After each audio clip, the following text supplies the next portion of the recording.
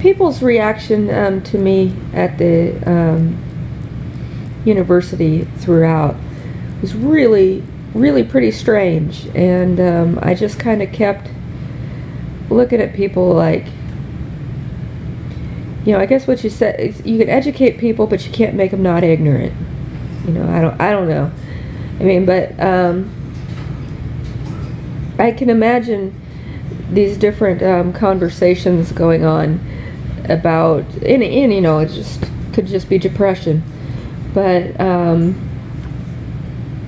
of people saying that this isn't our target group, the singles, like, because they really ought to test Gary's air quality, and I think somebody suggested that because he goes out there caterwauling some days, and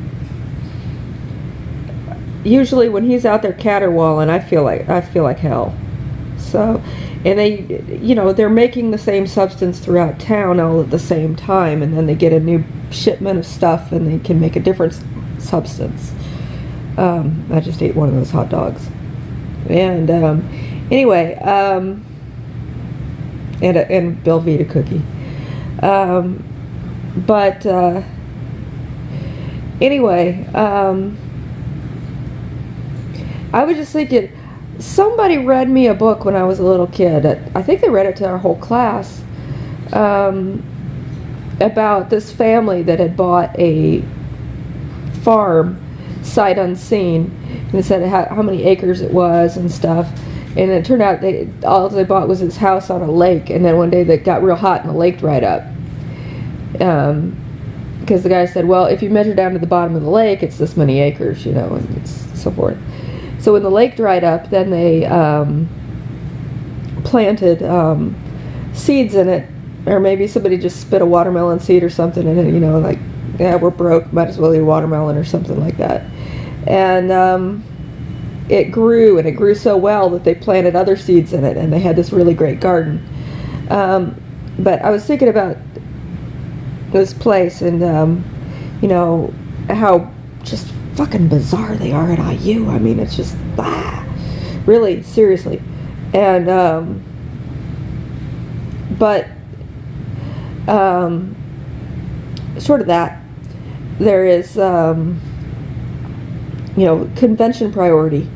A lot of the people at IU are not Bloomington City residents, and so they are not Bloomington City voters, and they are not even Bloomington City workers, kind of thing.